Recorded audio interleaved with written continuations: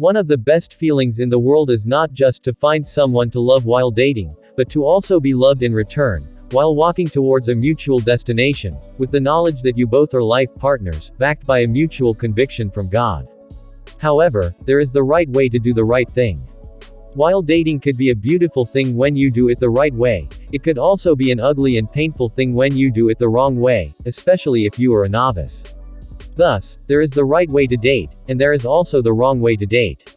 In this video, I'm going to walk you through the step-by-step approach to dating, but this time, the right way. Note that, I will be splitting these steps into two. That is, the first 6 steps are self-focused, while the last 4 steps are others-focused. And if you are ready for this, then let's get right on it. Step 1. Have a personal relationship with Jesus.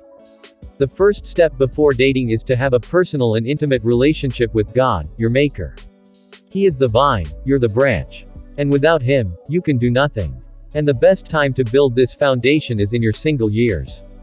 Build your fellowship with the Holy Spirit, let Him work through you, removing those bad and negative habits you've developed while growing up, and also building in you the qualities of love, joy, peace, patience, kindness, goodness, faithfulness, gentleness, and self-control, etc., according to Galatians chapter 5, verses 22. Also develop a relationship with the Word of God. Read, study, and meditate on it day and night, and ask the Holy Spirit to help you through, so you can replace worldly principles and values with the kingdom principles and values in your life. The Word of God is life to anyone who cares to take it seriously as though his life depended on it. Though it does depend on it. Step 2. Have a life before a partner. The second step to dating the right way, is to have a life yourself. That is, never propose until you've found a purpose. Purpose is your life. It's what you are born to do here on earth. It's what gives birth to the vision in your heart. And vision is a mental picture of your purpose. That is, the ability to see yourself doing what you are born to do. And vision gives you direction. It makes you a person on a mission. And when you are on a mission, it's not everyone who is qualified to follow you.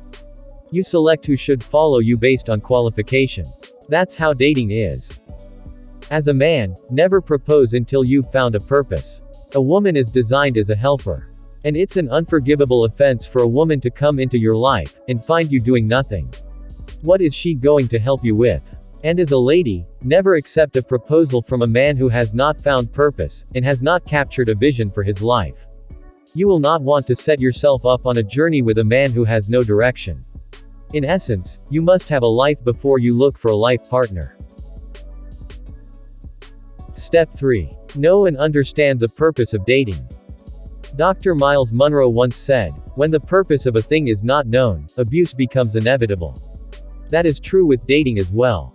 It's an error to want to go into a relationship without first knowing and understanding the purpose of dating.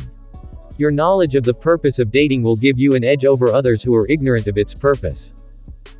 The Bible recorded that God's people perished because they lacked knowledge. They are sent into captivity because they have no knowledge. So, it's not enough that you are a child of God. You must equip yourself with relevant materials about dating. Buy books on dating and relationship. Know and understand its purpose. Learn everything you need to know about dating before you even think of dating. A soldier does not prepare in battle, he prepares before the battle.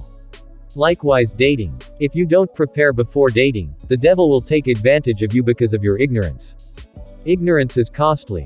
And you can't pray away ignorance, you study away ignorance. And what you don't know is always bigger than you. So, get recommended books on dating, and discover its purpose before you date. Step 4. Know what you desire in a partner. There are basic qualities to look out for in a potential partner. Though, everyone is different, and what one will like in a potential partner, another might not.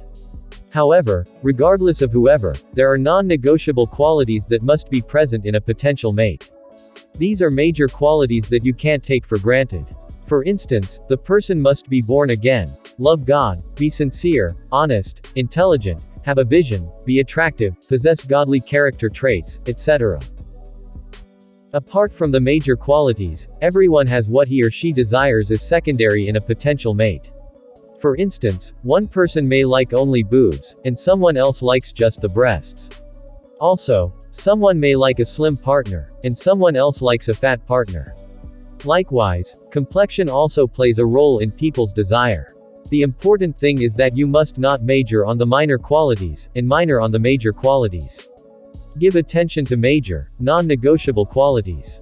For instance, a person might be handsome and cute, but a wife beater. And a lady might be beautiful, but a burden.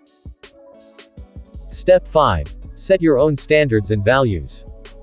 It's often said that when you don't stand for something, you will stand for anything. In other words, it's easier to buy into people's standards and values for you when you don't have one yourself. As a believer, you must set some standards and values for yourself. This will help you not to compromise when the wrong person comes into your life.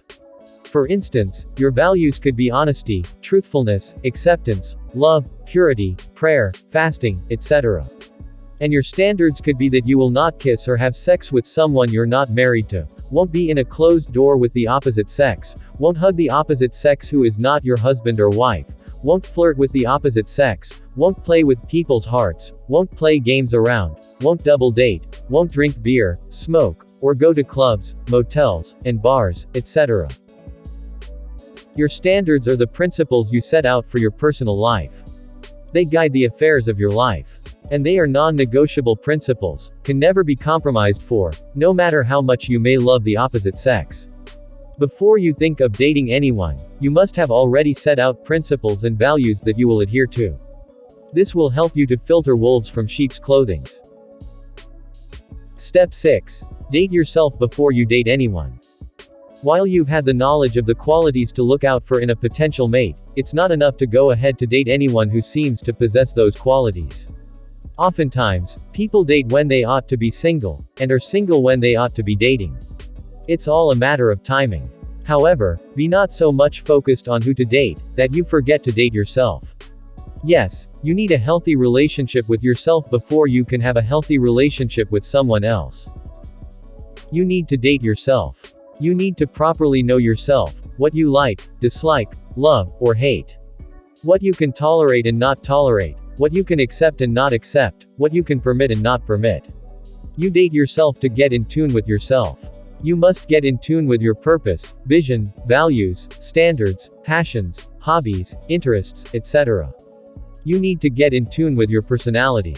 What kind of person are you? Who are you most likely attracted to? What is driving your life? What is your pursuit in life? What qualities will endear you to the opposite sex? Do you really know you? Do you enjoy your own company? Do you love you? Are you comfortable with you? Do you like you? Are you interested in you? Are you caring for you enough? Will the you of tomorrow be proud of the you of today? How much of you do you know? If you have a son or daughter, can you give your son or daughter to you? Will he or she be safe in your care? What are your fears? What are your beliefs? Who do you listen to? Who do you submit to? How do you use your time? What are you working toward? Are you maximizing your gifts enough? What are your gifts and talents? Have you discovered any? What do you see yourself doing in the next 10 to 20 years? Do you like your present position? What's your ideal kind of life? Ideal kind of partner? Ideal kind of children? Ideal kind of home? Ideal kind of in-laws and outlaws? Step 7. To be continued. And many thanks for watching, liking, commenting, and sharing. Importantly, if you find value from this video, don't hesitate to hit the subscribe button, and the notification bell, in order to be notified of every one of our newly uploaded videos. See you in our next video. And remember, we love you.